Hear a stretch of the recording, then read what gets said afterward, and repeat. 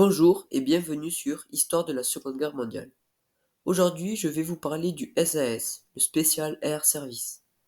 L'idée de créer une unité qui frapperait l'ennemi derrière ses lignes vient d'un jeune lieutenant écossais, David Stirling, pendant la guerre du désert, qui oppose l'Africa Corps, unité créée par Erwin Rommel pour combattre en Afrique du Nord, et l'armée italienne à l'armée britannique. Au début, le projet ne fait pas l'unanimité, mais finit par être adopté par l'état-major britannique. Le Special Air Service est créé le 1er juillet 1941. Leur devise est Who Dares Wins, qui ose gagne. L'unité s'installe sur la base de Cabrit, sur les bords du canal de Suez, et forme le L Detachment. Après plusieurs raids réussis menés en collaboration avec le Lone Range Desert, l'état-major britannique décide d'appliquer à plus grande échelle l'idée de Stirling. Mais dans la nuit du 24 au 25 janvier 1943, Stirling est capturé par les Allemands et emprisonné dans la forteresse de Colditz. Les forces spéciales sous le commandement de David Stirling sont dispersées. En avril 1943, un des SAS, le premier SAS, est même scindé en deux unités, le SRS, Special Running Squadron, et le SBS, Special Boat Squadron.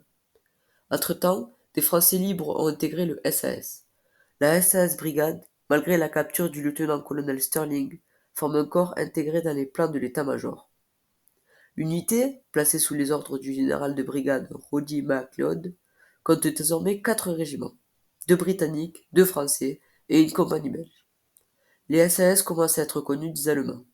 Hitler aurait même dit « Les troupes SAS prisonnières seront remises immédiatement à l'unité de la Gestapo la plus proche. Ces hommes sont très dangereux.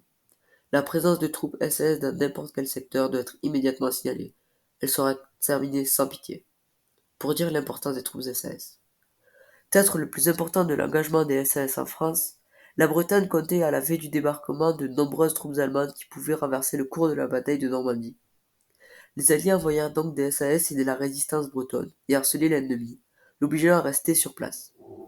Les SAS prennent en main l'insurrection des maquisards tout en menant des opérations de sabotage. Les Allemands, se sentant en danger, et ne se déplacent plus qu'en forte colonne, peu discrète mais plus sûre.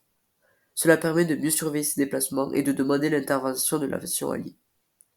L'opération est un succès et elle facilite la libération de la Bretagne. Les SAS exécutèrent diverses autres missions jusqu'à la fin de la guerre. Quand l'armistice est signé par les Allemands, les régiments SAS, sous nom britannique, furent transférés aux armées de leur pays d'origine. Les premiers et deuxièmes SAS furent dissous et tinrent leur dernière parade le 5 octobre 1945. Le QG de la brigade SAS survécut quelques mois supplémentaires en raison de l'existence d'équipes SAS chargées de poursuivre les criminels de guerre en Europe, avant d'être dissous à son tour le 30 juin 1946.